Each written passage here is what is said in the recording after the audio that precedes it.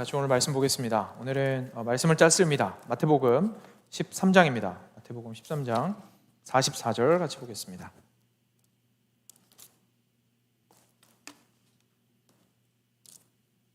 신약 성경 22페이지에 있습니다.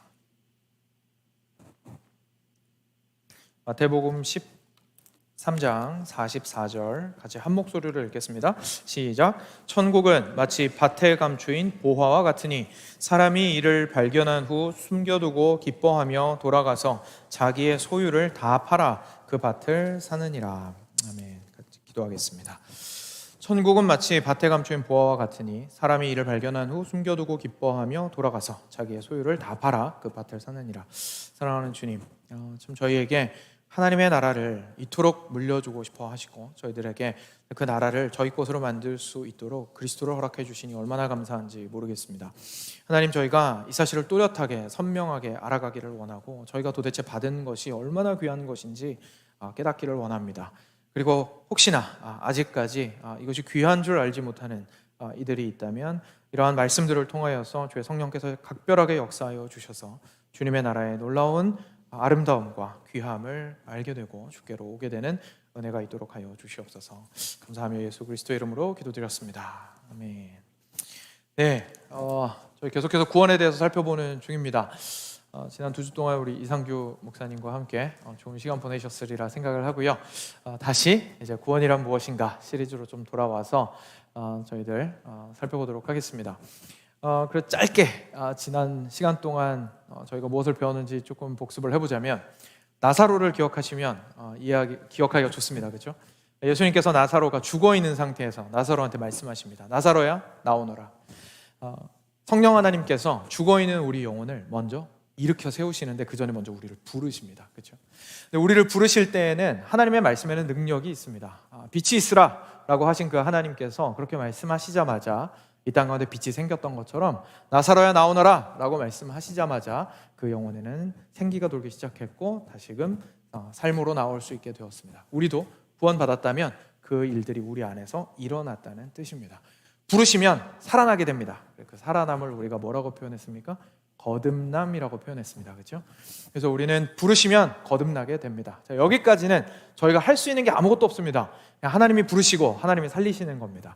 근데 거기서 끝나지 않죠. 나사로는 그냥 살아났나 보다 그러고 계속 거기서 자고 있는 게 아닙니다. 나사로 어떻게 합니까? 반응합니다. 예수님께서 부르신 그 음성 듣고요, 살아난 다음에 무덤을 박차고 일어납니다. 이전에 죽음 가운데, 죽음의 악취가 가득한 가운데, 어둠 가운데 있었던 그 인생을 버립니다. 그 인생에서 돌이킵니다. 이걸 우리가 뭐라고 불렀습니까? 회개라고 불렀습니다. 그렇죠? 그리고 회개에서 끝나지 않고 이 사람이 그냥 가만히 멀뚱멀뚱 서 있는 게 아니죠.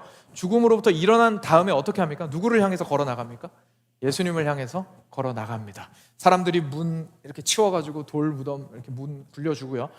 나사로가 앞으로 걸어서 주님 앞으로 나아오고 이제 주님과 함께 잔치를 벌이고 그 앞에서 살아가게 됩니다. 이게 오늘 함께 다룰 내용입니다. 이거 보고 믿음이라고 부릅니다. 그래서 이렇게 나사로가 거듭났을 때에 처음에 반응한 이전 삶에서 돌이켜서, 죽음으로부터 돌이켜서 예수님을 향해서 나아가는 회개와 믿음을 동시에 우리가 부르는 말이 있었습니다. 뭐라고 부릅니까? 회심이라고 불렀습니다. 그렇죠? 회심이라고 불렀습니다. 그래서 오늘은 더 정확하게는 회심에서 두 번째 요소에 해당하는 믿음에 대해서 함께 살펴보도록 하겠습니다. 오늘 본문이 굉장히 잘 보여주고 있습니다. 짧죠? 그러니까 한번 다시 읽겠습니다. 같이 읽겠습니다. 시작. 천국은 마치 밭에 감추인 보화와 같으니 사람이 이를 발견한 후 숨겨두고 기뻐하며 돌아가서 자기의 소유를 다 팔아 그 밭을 사느니라.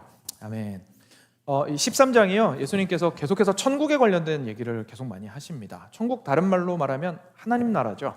하나님 나라에 대해서 계속 얘기를 하시는데요, 지금 뭐라고 처음에 하셨냐면, 천국은, 하나님 나라는 뭐랑 비슷하다는 겁니까?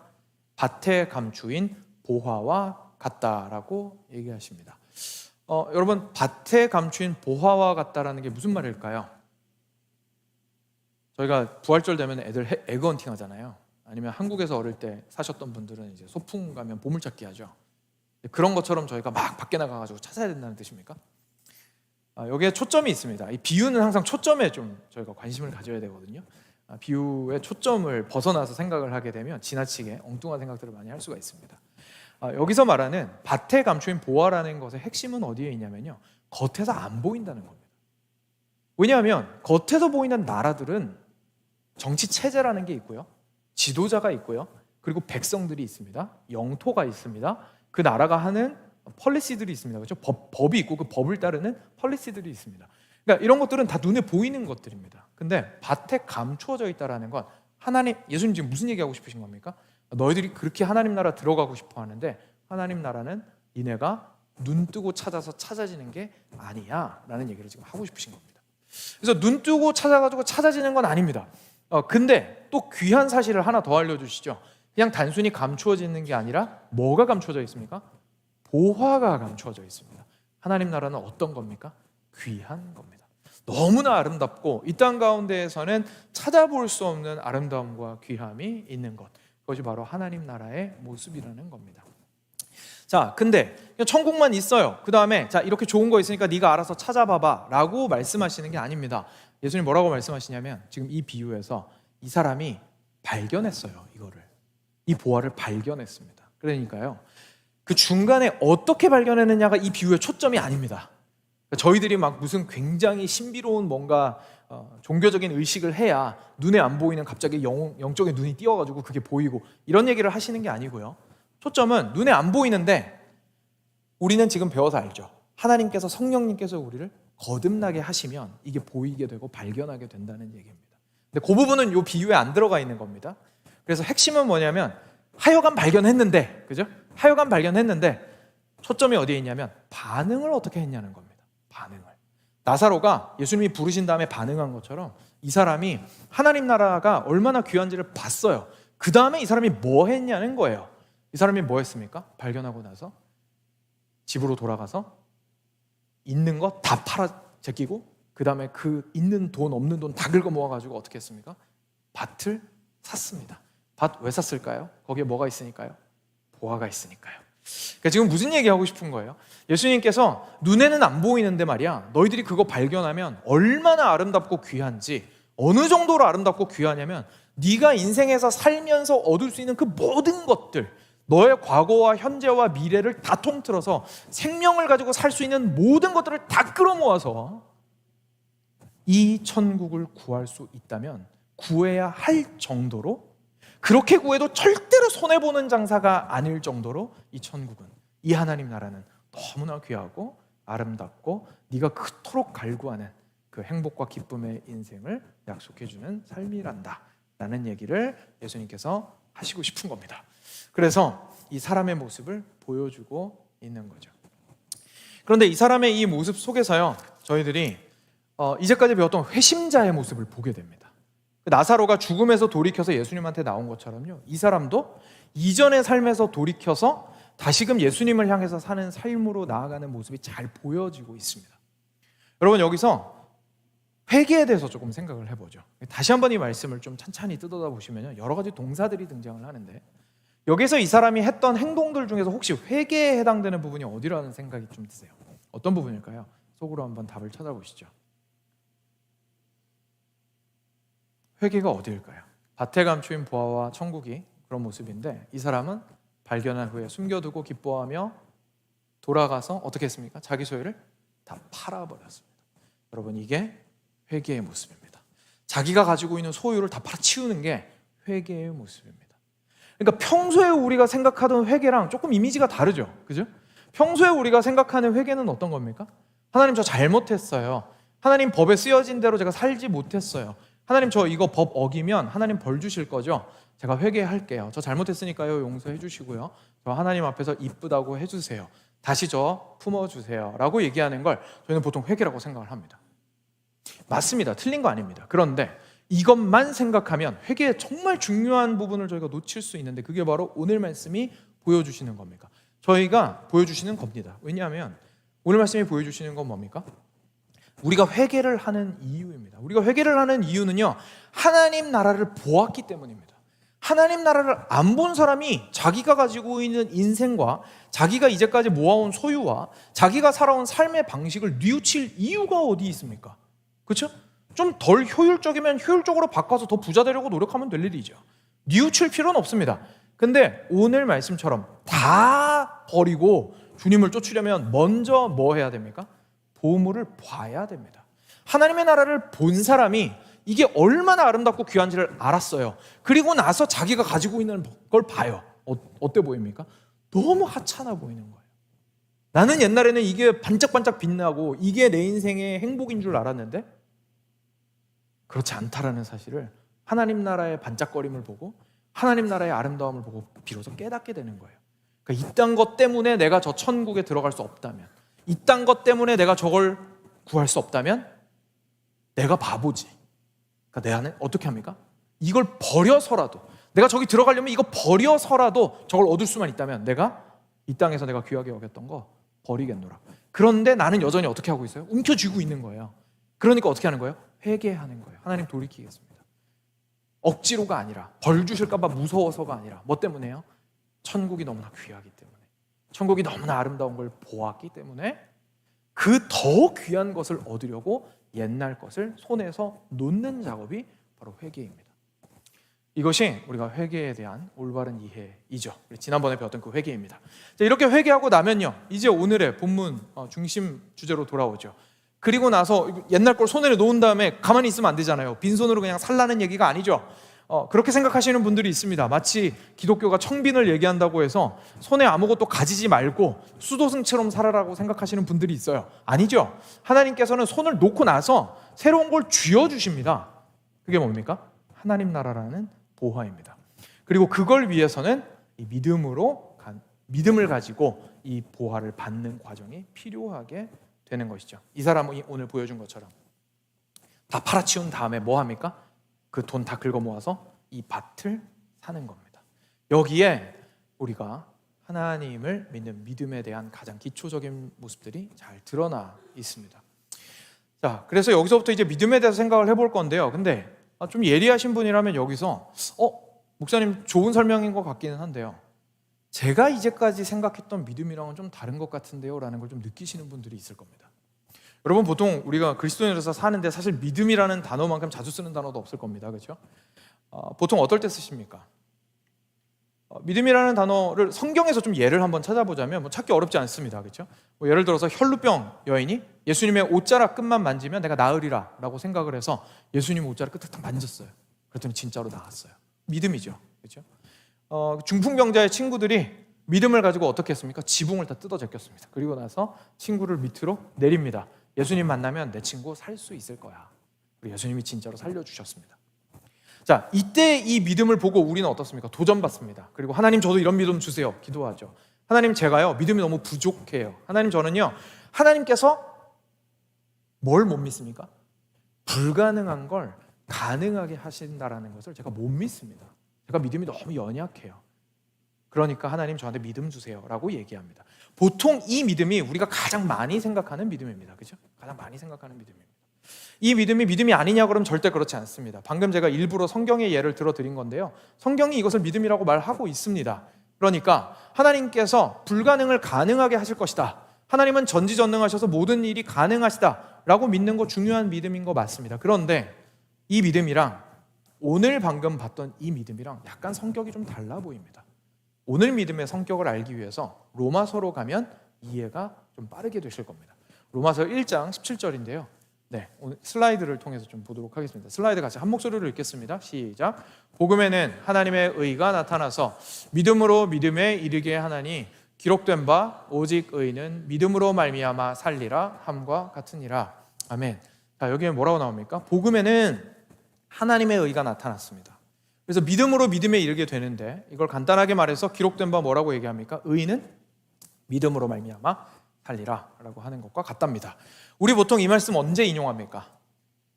내가 믿음 없을 때 자기 스스로를 다그치고자 이 말을 합니다. 그렇죠? 의인은 내가 의인인데 믿음으로 살아야지, 나 왜 이렇게 믿음이 없을까? 다시 말해서 앞서 얘기한 그 믿음, 내가 병이 나을 거 믿어야지, 이 불가능한 일이 일어날 거 믿어야지, 없어도 채워주실 거 믿어야지, 내가 왜 이렇게 믿음이 없나? 믿음으로 살아야지. 라고 보통 얘기할 때 이 말씀을 인용합니다. 그렇죠? 근데 다시 보시니까 어떻습니까? 그런 믿음인가요? 조금 다른 것 같습니다. 그렇죠? 여기서 말하는 믿음은 어떤 믿음입니까? 하나님의 의를 얻는 믿음입니다. 다시 말해서 진짜 쉽게 표현하면 구원받는 믿음입니다. 그래서요, 이걸 영어로 뭐라고 표현하냐면 saving faith라고 부릅니다. 목사님, 믿음의 종류가 있다는 얘기입니까? 네, 맞습니다. 어떤 믿음은요, 구원이랑 상관이 없습니다. 여러분, 무슨 불가능한 일이 가능할 거라고 일어나는 믿음은 구원받는 믿음하고는 질적인 차이가 있습니다. 왜냐하면 구원을 받는 믿음은 누구를 믿는 믿음입니까? 그리스도께서 뭘 하셨다는? 나의 죄를 위하여서 십자가에 못 박혀 죽으시고 부활하시고 그리고 승천하신 이후에 나에게 성령을 보내어 주셔서 예수님이 행하신 그 모든 놀라운 그 사역이 내 것이 되게 해주시고 나를 하나님 앞에서 의롭다함을 얻게 하셨습니다 라는 것을 믿는 믿음입니다. 이 믿음이랑 saving faith, 나를 구원하는 이 믿음이랑 평소에 우리가 하나님 들어주세요, 기도 응답 해주실 것을 저는 확신합니다 라는 그 믿음이랑은 좀 질적인 차이가 있겠죠. 조금 뒤에 가서요, 로마서 3장 28절을 읽으시면 더 이해가 잘 되실 겁니다. 3장 28절도 같이 한 목소리로 읽겠습니다. 네, 역시 슬라이드 보시면 되는데 같이 읽겠습니다. 시작. 그러므로 사람이 의롭다 하심을 얻는 것은 율법의 행위에 있지 않고 믿음으로 되는 줄 우리가 인정하노라. 아멘. 더 선명해졌죠. 여기서 말하는 믿음은 뭡니까? 행위에 있지 않고 믿음으로 되는 겁니다. 뭐가요? 사람이 의롭다 하심을 받는 것은 행위가 아니라 믿음만으로 가능합니다. 다시 말해서 우리를 살리는 것은, 하나님 앞에서 하나님 품에 우리를 안기게 만드는 것은 뭐밖에 없습니까? 믿음밖에 없습니다 라고 성경이 이야기하고 있습니다. 이걸 보고 뭐라고 한다고요? saving faith, 우리를 구원하는 믿음이라고 말합니다. 제가 이걸 일단 좀 정리를 하고 넘어가야겠습니다. 그렇죠? 그래서 오늘 다루게 될 내용은요, 이 구원하는 믿음에 대한 질문입니다. 사랑하는 여러분, 여기에서 이 믿음에 대해서요, 스스로 좀 질문을 진지하게 해보셨으면 좋겠습니다. 나는 불가능이 일어나리라는 것에 대해서는 확실하게 믿고 있을 수 있습니다. 어떤 사람들은요, 그런 믿음이 굉장히 강한 분들이 분명히 있습니다. 그런데 나를 구원하는 믿음에 대해서는 들어본 적도 없고 내가 이 구원을 가지고 있는지 없는지도 몰라요. 자신의 구원에 대해서 다시 한번 진지하게 생각해 볼 일입니다. 아무리 우리가 불가능한 일을 하나님께서 하실 수 있다고 믿는 믿음이 있다 할지라도 너무나 안타깝지만 우리를 구원하는 믿음이 없다면 무슨 소용이 있겠습니까? 그렇죠? 우리가 구원받지 않았는데 하나님이 놀라운 일을 하실 수 있어요 라고 얘기하는 게 도대체 나랑 무슨 상관입니까? 그 놀라운 일이 아무리 많이 일어난다 할지라도 내가 하나님 나라에 들어갈 수 없는데 말이죠. 그러니 사실은 정말 중요한 믿음은 오늘 살펴보아야 할 saving faith, 우리를 구원하는 믿음이라는 사실을 다시 한번 기억하시고 자신의 믿음을 좀 돌이켜보시면 좋겠습니다. 그래서 이제 이 믿음에 대해서 좀 구체적으로 살펴볼 텐데요. 종교개혁자들이나 많은 신학자들이 이제 여러 가지로 정리를 하기는 했지만 결국은 오늘 함께 살펴볼 이 세 가지 측면에서부터 출발해서 다양한 의견들을 펼쳤습니다. 그래서 이 세 가지만 저희는 오늘 살펴볼 겁니다. 간단합니다. 저희가 보통 사람이 지정의로 이루어져 있다 뭐 이런 얘기 하죠. 그겁니다. 그래서 지성, 그리고 감정, 그리고 의지, 이 세 가지가 어디에 다 동원됩니까? 믿음에 다 동원이 된다는 얘기입니다. 왜냐하면 이 믿음은 전인격적인 것이기 때문에 그렇습니다. 그래서 이것을 저희가 찬찬히 한번 살펴보겠습니다. 첫 번째가 바로 지성입니다. 사랑하는 여러분, 믿음에는요 반드시 필요한 것이 있는데 바로 지식입니다. 오늘 말씀 다시 한번 생각해 보십시오. 오늘 비유에서 등장한 이 사람이요, 제일 먼저 어디에서 지성이 작동했을까요? 뭐 했습니까? 혹시 슬라이드로 말씀 좀 띄워주시죠. 예. 뭐 했습니까?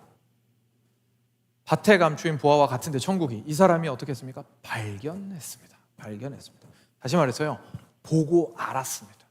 보고 알지 못하는데 여러분 어떻게 자기 인생을 갖다 바칩니까? 그죠? 옆에서 네 인생을 바쳐야 돼. 안 보여? 보이는 게 없어. 그죠? 근데 어떻게 갖다 바칩니까? 이 사람이 이 일을 할 수 있었던 이유는 무엇입니까? 보고 알았기 때문입니다. 보고 무엇을 알았습니까? 얼마나 귀한지를 알았습니다. 이 하나님의 나라가 무엇인지를 알았고요, 이것이 너무나 귀하다라는 사실을 알았고요, 그리고 이 사실이, 이 귀한 것이 내 인생을 완전히 대체할 만한 것이다라는 것을 알았습니다. 가장 근원적이라는 걸 안 거예요. 내 장신구로 쓸만한 조그마한 진주 하나다, 이게 아니에요. 이게 내 인생을 책임질 수 있다는 사실을 본 겁니다. 제대로 본 거죠. 그래서 이 믿음에서, 믿음의 기초가 되는 그 지식이라는 것은 그리스도께서 나에게 행하신 그 일이 얼마나 근원적이고 근본적이고 우주적이고 내 영혼 전체를 완전히 흑암과 죽음에서 옮겨서 변화시켜서 하나님께로 용납받을 수 있게 만드는 것인가 라는 것을 볼 수 있는 눈입니다. 이 지식이 없다면 도대체 우리가 믿음을 어떻게 가지겠습니까? 믿음에는 내용이 있습니다. 내용이 없는 믿음은 없습니다. 뭘 믿습니까? 그렇죠?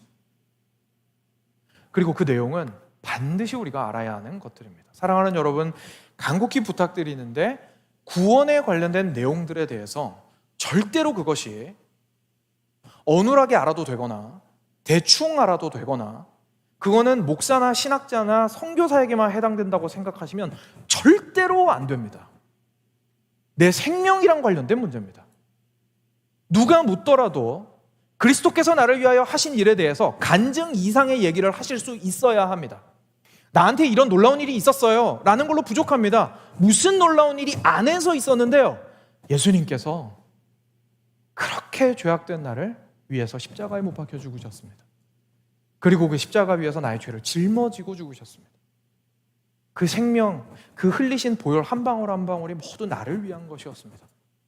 그리고 누구든지 그 예수 그리스도의 사역을 믿는 자마다 나를 구원하시겠다고 말씀하셨습니다.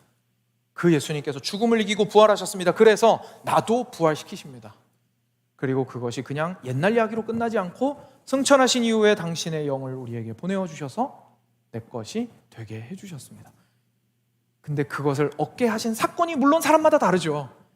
그 사건에 대해서 감동적으로 얘기할 수는 있겠지만, 간증할 수는 있겠지만, 그 간증 안에 그리스도의 이야기가 쏙 하고 빠져 있다면 사실 우리는 제대로 알고 있지 못한 것일지도 모릅니다. 사랑하는 여러분, 우리 자신을 좀 돌이켜 보았으면 좋겠습니다. 믿음의 기초는요, 먼저 지성에서부터 시작합니다. 모르는데 우리가 무엇을 믿을 수는 없습니다. 그러니 절대로 아는 것이, 이런 말 저희가 많이 하죠. 경험이 중요해, 행위가 중요해, 아는 게 뭐가 중요해? 여러분, 알지 못하면 행할 수 없고 알지 못하면 경험하는 데도 한계가 있습니다. 경험을 풍성하게 하고자 하신다면 더 아셔야 합니다. 그리고 정말로 올바르게 행동하고 싶고자 하신다면, 여러분들의 그 열정이 올바른 방향으로 뻗어나가고자 하고 더 지속적으로 뻗어나가고자 하신다면 반드시 아셔야 합니다. 알지 못하는 데에, 땔감이 계속해서 제공되지 않는 데에 열정은 타는 데 한계가 있고 올바른 방향으로 탈 수 없게 됩니다. 그래서 우리 꼭 기억했으면 좋겠습니다. 먼저 지성적으로 그리스도의 복음과 그리고 성경이 말씀하신 말을 꼭 아는 것이 우리에게 너무나 중요합니다. 그런데 여기에서요, 사실 진짜로 중요한 건 이 뒷부분부터입니다. 왜냐하면요, 우리의 일반적인 모습 때문에 그렇습니다. 여러분들 복음 어떻게 들었는지 한번 생각해 보십시오. 좀 다양한 방식으로 들으셨겠지만 가장 일반적인 걸 한번 생각해 보시면, 누가 우리한테 전도합니다, 그렇죠? 그래서 복음 이야기를 전달을 해줍니다. 저도 그랬거든요. 저한테 전달을 해주면 이제 복음, 예수님 얘기해주고요, 이거 믿고요, 영접기도 하면 이제 하나님의 자녀가 됩니다. 그러면 네, 좋습니다. 저도 그렇게 하겠습니다. 예수님께서 나의 죄를 위해서 죽으신 거 믿습니다. 믿는다고 표현합니다, 그렇죠? 그리고 나서 그럼 같이 기도하시죠, 형제님. 알겠습니다. 기도합니다. 예수님 이름으로 기도드렸습니다. 아멘. 그리고 나서 그 사람이 뭐라 그럽니까, 저한테? 이제 황영광 형제님 구원 받으셨습니다 라고 얘기합니다. 그죠? 받으셨습니다. 근데 방금 제가 한 게 뭐밖에 없습니까? 그 전도지에 쓰여있는 내용이 맞다고 인정한 것밖에 없습니다. 그죠? 그리고 나서 기도한 겁니다. 그렇게 해서 성령께서 놀랍게 역사하실 수 있습니다. 그걸 제가 부정하는 건 아닙니다. 그렇지만 오해는 너무나 많이 발생할 수 있습니다. 왜냐하면요, 그때 한 게 뭐밖에 지금 안 한 겁니까? 지성적으로 인정한 것밖에 없는 겁니다. 네, 맞아요. 저 여기에 써있는 거 다 사실이라고 믿고요, 그리고 그 사실이 제 거라고 생각해요. 지성적으로 이해하고 진짜로 있었던 일이라고 믿고, 그리고 그것이 나를 위한 것이라고 생각해요 라는 것에서 그친 겁니다. 그러니까 이것만 하면 구원받는다고 얘기합니다. 그러면 그 다음에 지금부터 살펴볼 건데, 그 다음에 일어나는 우리의 행동의 변화와 우리의 감정의 변화는 포함이 어떻게 됩니까? 안 됩니다. 그렇죠? 그래서 우리는 그리스도인을 어떻게 합니까? 두 단계로 딱 하고 나누죠. 이거 전도지 읽고 영접기도 하셨으면, 다시 말해서 지적으로 동의하셨으면 당신은 그리스도인입니다. 그럼 자연스럽게 어떻게 됩니까? 여러분들의 감정과 여러분들의 의지는 다음 문제입니다. 더 좋은 그리스도인이 되기 위해서 더 열심히 사셔야죠. 그러니까 이런 감정만으로 되겠습니까? 이런 의지만으로 되겠습니까? 더 순종하셔야죠. 구원은 받았어요. 그런데 감정과 의지가 필요해요 라고 보통 생각하게 됩니다. 그런데 오늘 본문을 보니까 그렇지가 않습니다. 왜냐하면 오늘 말씀 가운데서 보여준 이 사람, 예수님께서 뭐라고 말씀하십니까? 지금 보화를 얻으려고 지금 이 모든 일을 하고 있거든요.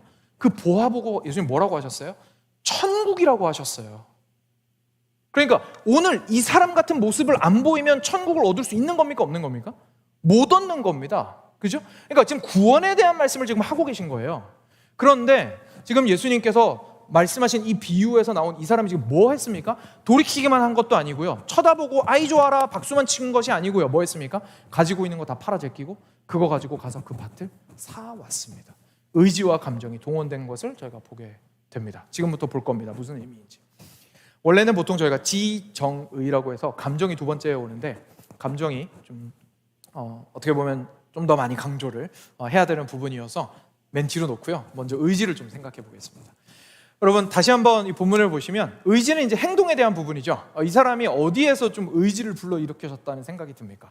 어떤 부분인 것 같으세요? 이 사람이 발견했습니다. 그렇죠? 보화를. 그리고 나서 뭐 했습니까? 돌아가서 다 팔아치우고 돌아와서 그것을 다, 그 밭을 다 사버렸습니다. 자기 소유를 팔고. 행동이죠. 그죠? 행동이죠. 그래야만 이 천국을 얻을 수 있다라고 이야기를 하시고 있는 겁니다. 사랑하는 여러분, 믿음에는요, 행동이 포함되어 있습니다. 포함되어 있습니다. 그런데 참 맞는 말씀입니다. 믿음이 그냥 말로만 신해서는 안 되죠 라고 하시면서도 아마 다른 한편에 이런 질문이 드실 겁니다. 그런데 목사님, 그러면 그거는 행위구원 아닌가요? 그렇게 말씀하시면 꼭 순종해야만 구원을 얻을 수 있다는 얘기 아닌가요? 그죠? 그런 질문이 드실 겁니다. 그래도 이제까지 많은 이야기들을 들으셨으니까요. 맞는 말씀입니다. 그것은 아닙니다. 왜냐하면 다시 로마서 3장 28절로 좀 돌아가 보면요, 슬라이드 잠깐 넘겨주시면, 로마서 3장 28절에 이렇게 나오죠. 그러므로 사람이 의롭다 하심을 얻는 것은 율법의 행위에 있지 않고 믿음으로 되는 줄 우리가 인정하노라 라고 얘기하십니다. 그러니까 맞습니다. 행위로 구원받는 게 아닙니다. 행위로 구원받는 게 아닙니다. 뭔만으로 구원받습니까? 믿음만으로 구원받습니다. 그런데 야고보서로 가니까 조금 다른 말씀이 등장을 하는 것 같아요. 야고보서 2장 14절 같이 보겠습니다. 이것도 슬라이드로 보겠습니다. 같이 읽겠습니다. 시작. 내 형제들아, 만일 사람이 믿음이 있노라 하고 행함이 없으면 무슨 유익이 있으리요? 그 믿음이 능히 자기를 구원하겠느냐? 여러분, 해석의 여지도 없습니다. 너무 표현이 명확하잖아요. 뭐라고 얘기하고 있습니까? 형제들아, 사람이 믿음이 있느라라고 했는데 행하지 않으면, 행위가 없으면 도대체 무슨 소용이냐? 왜요? 그 믿음이 능히 자기를 어떻게 한다고요? 구원하겠느냐? 무슨 말입니까? 구원? 못한다는 얘기죠. 무슨 말이에요? 행위가 있어야 구원받는다는 얘기잖아요. 그죠? 헷갈리기 시작하죠. 왜냐하면 이걸 약간 좀 모호하게 써놔서 저희가 해석을 다양하게 할 수 있으면 모르겠는데 너무 명확하게 써 있잖아요. 행위가 없으면 구원 못 받는다고. 그죠? 이거 어떻게 된 거죠? 그리고 저도 방금 말씀드릴 때 뭐라고 말씀드렸습니까? 오늘 비유에는 행위가 포함되어 있습니까? 안 되어 있습니까? 포함되어 있습니다. 실제로 이 사람이 가서 자기 거 다 팔아치우고 밭을 샀거든요. 행위가 포함이 되어 있습니다. 그죠? 무슨 말일까요? 이런 겁니다. 처음에 로마서에서 사도 바울이 이야기를 했던 것처럼요, 우리를 구원하는 것은 오직 믿음만으로만 가능한 게 맞습니다. 우리가 아무리 열심히 살아도요, 하나님 앞에서 의롭다함을 받을 수는 없습니다. 왜냐하면 절대로 하나님의 그 거룩함의 기준에 도달할 수는 없기 때문입니다. 그런데 우리 믿음에는 특징이 있습니다. 우리 믿음이라는 것은요, 죽어 있는 게 아닙니다. 우리가 이런 물건을 받은 게 아닙니다. 믿음이라는 것은 무엇을 의미하냐면 생명을 얻었다라는 뜻입니다. 그렇죠? 거듭난 사람이 하나님 앞에 반응하는 거잖아요. 이 생명을 가졌기 때문에 하나님께 반응하는 것이 바로 믿음입니다. 그렇기 때문에 이 믿음은 어떤 특징이 있습니까? 가만히 있지 않습니다. 이 믿음은 반드시 행동의 열매를 낳게 되어 있습니다. 그러니까 지금 야고보 사도가 무슨 얘기를 하고 싶은 거냐면요, 조금만 뒤로 넘어가서 22절을 같이 보겠습니다. 2장 22절 같이 한 목소리로 읽겠습니다. 시작. 내가 보거니와 믿음이 그의 행함과 함께 일하고 행함으로 믿음이 온전하게 되었느니라. 아멘. 이라고 이야기하는데요, 이게 무슨 말이냐면 이런 거죠. 이걸 보고 그러니까 행함이 꼭 있어야 구원받는 거야 라고 더 확실하게 생각하는 게 아니라요, 오히려 이 말씀 무슨 얘기를 하고 있는 거냐면 믿음이 그의 행함과 어떻게 합니까? 함께 일하고, 다시 말해서 믿음이 없는 행함이 있습니까? 없습니까? 그런 것도 있을 수 있는 거예요. 믿음이 없는 행함만 따로 놓을 수도 있는 거예요. 겉으로 행위만 막 하는 거, 그것도 가능한 거예요. 근데 지금 야고보가 무슨 얘기하고 있는 거예요? 이 두 개가 어떻게 해야 된다고요? 딱 붙어 있어야 된다. 그러니까 지금 야고보 사도가 하고 싶은 건 뭐냐면요, 행위로 구원받는 거야 라는 말을 하고 싶은 게 아닙니다. 여러분, 구원은요 믿음으로만 받아요. 그런데요, 믿음으로만 받는데 그 믿음은 행위를 반드시 낳게 되어 있어요. 근데 여러분 보니까 행위 없고 그냥 입으로만 저 믿어요라고 얘기하면 구원받는다고 얘기하고 있잖아요. 그런 거 없어요. 그런 믿음 자체가 존재하질 않아요. 여러분들이 그렇게 입으로 말하는 그 믿음이 진짜 여러분 안에 있다면 반드시 그것은 여러분들의 삶으로 드러날 수밖에 없습니다. 그런데 여러분의 삶을 보니까 전혀 드러나질 않잖아요. 도대체 뭘로 증명하겠습니까? 여러분들이 믿는다고 말은 하는데 뭘로 증명할 거예요? 이 얘기를 지금 하고 있는 겁니다. 그러니까 전혀 증거도 못하면서, 전혀 증빙 서류도 제출하지 못하면서 말로만 믿는다고 말하지 말고 그 참된 믿음을 보이기 위해서, 그죠? 행하라고 이야기를 하고 있는 겁니다. 그렇기 때문에 실제로 우리를 살리는 것은 믿음입니다. 그렇지만 이 믿음은 행위로 나오게 만듭니다. 근데 이 시점에서요, 저희가 또 하나 반드시 짚고 넘어가야 되는 게 있습니다. 여러분들 믿음 안에 행위가 포함된다라는 말씀을 들으시면 처음에 생각했던 그 행위 구원 문제 말고도 사실 실존적으로 저희 삶에 좀 와서 약간 캥기는 게 있습니다. 그죠? 왜죠? 여러분, 믿음에 행위가 포함된다라고 얘기하면 자신 있으십니까? 자신 있는 사람 아무도 없잖아요. 그렇죠? 자신 있는 사람이 아무도 없잖아요. 문제가 거기에 있는 거예요. 그러니까 우리 마음에 부담이 확 되는 거죠. 아, 목사님, 근데 이렇게 입으로 시인해서 구원받는다고 할 때가 좋았는데 거기에 행위가 포함된다고 하시니까 이거 너무 부담되는데요. 그렇죠? 너무 부담되는데요. 그런 얘기가 아니죠. 여러분, 왜 부담을 느낄까요? 우리가 행위 얘기하는데 왜 부담 느끼세요? 우리의 행위에는 우리 나름대로의 수준이 있기 때문에 그렇습니다. 우리가 생각하는 수준이 있는 거예요.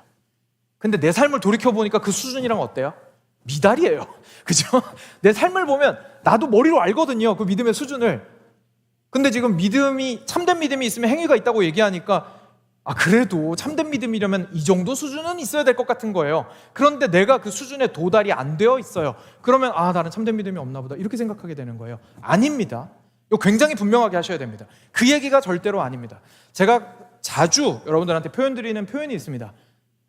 그리스도인이 된다는 것은 길을 걷는 것입니다.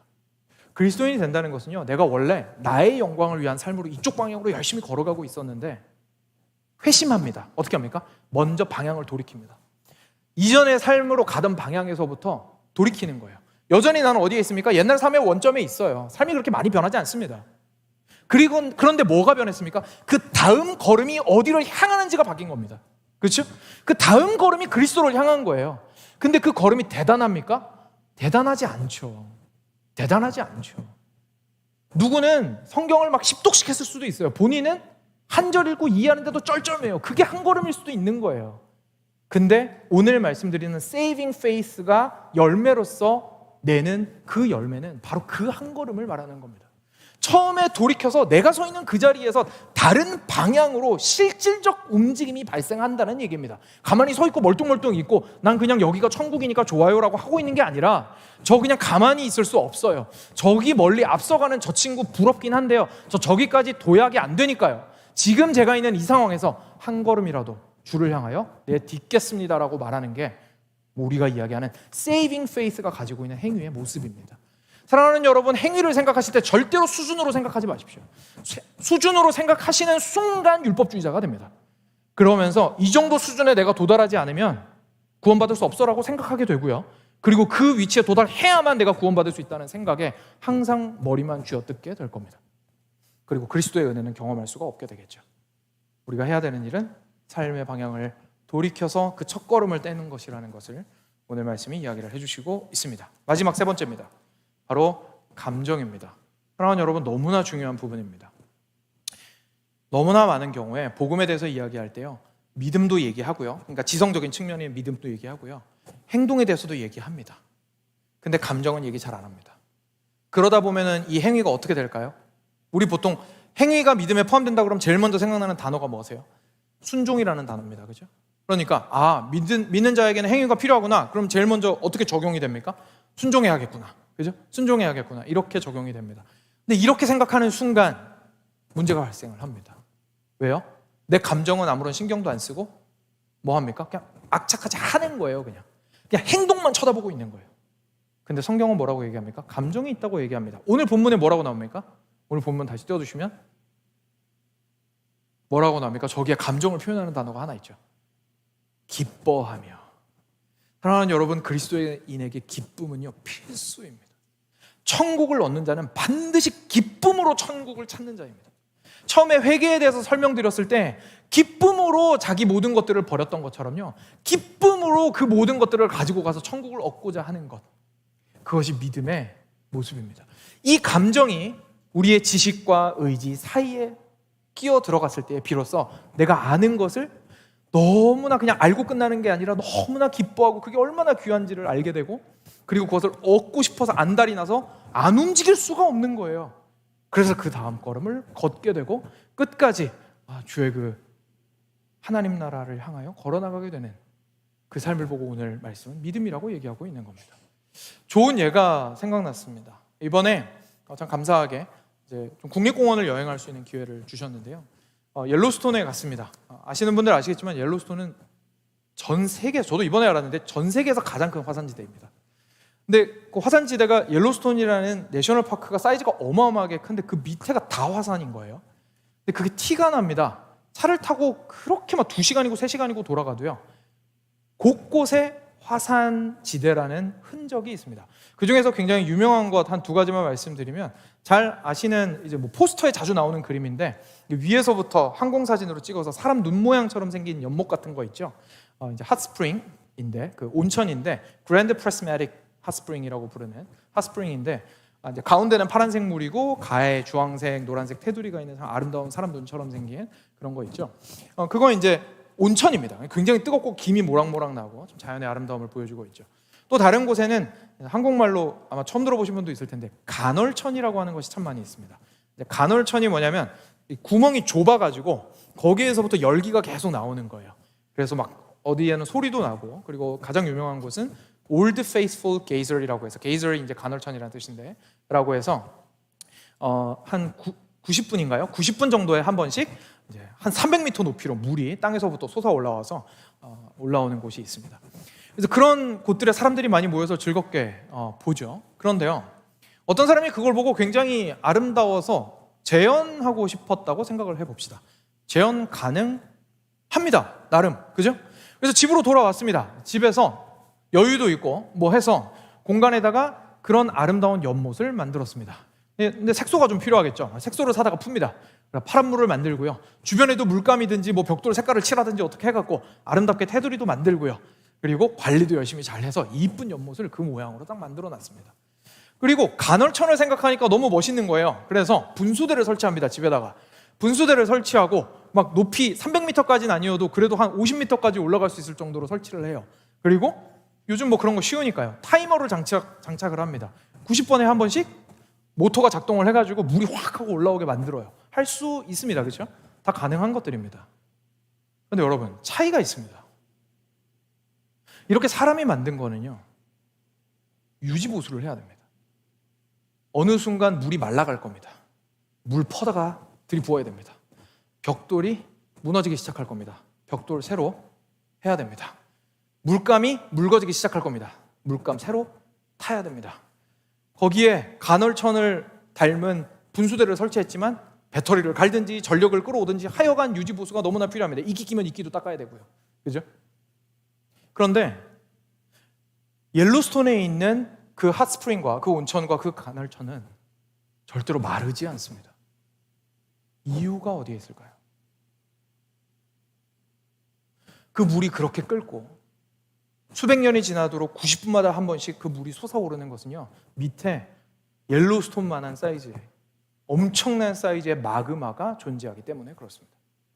그 마그마가 너무나 뜨겁게 지하수를 달구고 있기 때문에 그 지하수가 끊임없이 거기에서 끓고 있고 간헐천에서 뿜어져 나오고 있게 되는 것이죠. 사랑하는 여러분, 우리가 그리스도인으로서 회심할 때 일어나는 일은 뭐냐면요, 완전히 돌처럼 굳어있던 우리의 마음을 마그마와 같이 바꾸시는 겁니다. 그게 성령이 하시는 일입니다. 우리 안에 기쁨을 넣어두십니다. 그 기쁨은 무슨 기쁨입니까? 이 땅 어디에서도 찾을 수 없었던, 근데 그토록 찾아 헤맸던, 내 영혼의 가장 깊숙한 곳에서부터 그토록 목말라 했던 그 기쁨, 하나님의 영광에 대한 그 기쁨을 다시금 회복해 주십니다. 그리고 그것들이 끊임없이 끓게 하시고 불타오르게 하십니다. 근데 그 위에 마침 물이 있었던 거예요. 그 열 때문에 그 물이 끓게 된 거고요. 그래서 그 끓은 물이 온천이 되든지 길이 좁아서 간헐천이 되든지 하는 겁니다. 그런데 사람의 몸으로 그것들을 만들어내려고 하는 것은 무엇이 다릅니까? 밑에 그걸 끓게 하는 게 없어요. 그럼 결국 뭐만 해야 됩니까? 겉으로 있는 모습만 계속 치장하려고 애써야 됩니다. 중요한 것은 마그마가 있느냐 없느냐. 다시 말해서 정말로 하나님의 나라를 참 보화로 느끼고 너무나 귀한 것으로 여기고 이것이 나의 생명을 살렸구나, 내가 그토록 찾아 헤맸던 사람의 인정과 돈의 많음과 평안과 나의 행동과 모든 것들을 통해서 찾아 헤맸던 내 인생의 목적이 내가 원래 알던 곳이 아니라 이 그리스도 안에서만 찾아질 수 있는구나 라는 사실을 참으로 깨닫고 그것을 기뻐하게 되는 그 마그마가 우리 안에서 소용돌이 쳤을 때에 두 번째로 살펴보았던 자연스러운 행위가 우리 가운데에서 드러나게 된다는 사실을 우리가 깨닫게 됩니다. 사랑하는 여러분, 우리가 회복해야 할 것은 그래서 기쁨입니다. 말씀을 맺으면서 여러분 한번 생각해 보시죠. 그러면요, 목사님 적용 어떡하죠? 적용 하나밖에 없잖아요. 마그마 만들어야죠. 여러분 근데 마그마 만드실 수 있습니까? 마그마 만들 수 있는 사람이 어디 있어요? 그죠? 죽어 있는데 어떻게 살아나요? 다 식어져린 땅에 외부의 도움이 없으면 어떻게 불탑니까? 하나님께서만 하실 수 있습니다. 그런데 여기서도 멈추면 안 됩니다.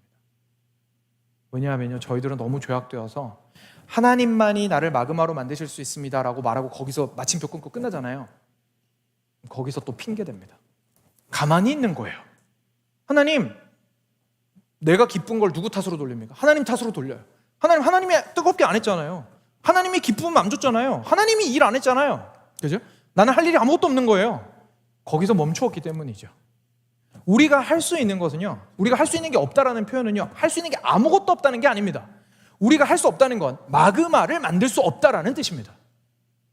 근데 우리가 할 수 있는 게 있습니까? 할 수 있는 게 있습니다. 하나님께 나아갈 수는 있습니다.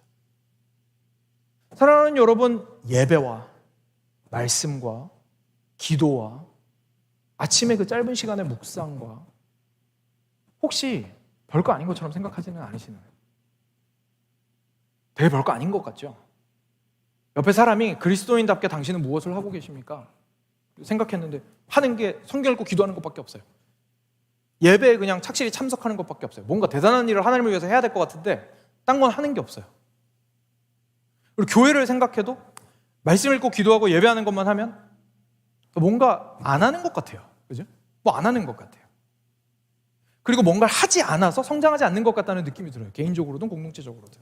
그죠? 정말 그럴까요? 우리 안에 마그마를 만드신 하나님 앞에서 아무것도 안 하고 가만히 있으면요, 그거 다 잿더미로 되고 다시 식어집니다. 물론 하나님 앞에서 하나님은 은혜로우셔서 완전히 쉽게 내버려 두시지는 않겠지만 거의 식은 거나 다름없는 상태가 얼마든지 될 수 있습니다.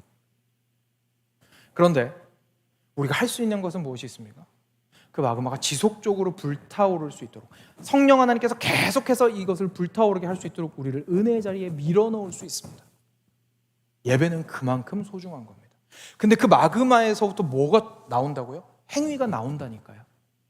근데 내가 순종하지 않아서 그래, 저 사람은 순종하지 않아서 그래, 우리가 순종하지 않아서 그래. 행동에만 관심을 가지면요, 이건 뭐 하는 거냐면 우리 집에 연못 만들려고 하는 거랑 똑같은 겁니다. 행동 수정에만 관심을 가지면 절대로 행동을 수정할 수 없습니다. 진짜로 관심이 있어야 하는 것은 우리의 내면이 복음 앞에서 기뻐하느냐입니다. 근데 그러려면 예배로 나오십시오. 목숨을 걸고, 비유가 아닙니다. 세이빙 페이스잖아요. 우리를 구원하시는 믿음이 하나님을 경외함에 있는데 예배를 소홀히 여겨서 도대체 뭘 하겠습니까? 그렇죠? 우리가 개인적으로 하나님의 말씀 앞에 나아가는데 두려움도 없고 경외함도 없어요. 소중하게 여김도 없고 귀하게 여김도 없어요. 더 알고자 하는 욕구는 더더욱 없어요. 왜 그렇게 복잡하게 얘기하냐고 얘기합니다. 그렇죠? 이미 시간을 충분히 드리고 있다고 얘기합니다. 우리가 기도하는 자리에 나아가는데 다른 잡념을 없애는 데 노력하지 않습니다. 주변의 환경에 대해서 그냥 핑계만 댑니다. 생명이 달려있다니까요. 우리의 세이빙 페이스는 결국 우리가 은혜의 자리로 우리들을 밀고 들어가느냐 아니냐에 굉장히 중요한 열쇠가 거기에 있습니다. 사랑하는 여러분, 사활을 걸고 예배로 나오셨으면 좋겠습니다. 우리가 개인의 삶 가운데서 하나님의 음성을 듣기를 간절히 원하시고 말씀 앞으로 나아가셨으면 좋겠습니다. 그리고 그 기도하실 때 짧아도 좋으니까요, 집중함으로 살아계신 하나님께, 살아계신 그리스도 예수의 이름을 부르면서 전심으로 나아가셨으면 좋겠습니다. 그리고 그 가운데에서 주께서 베푸시는 그 은혜가 우리를 살릴 것입니다. 함께 성찬으로 나아가겠습니다.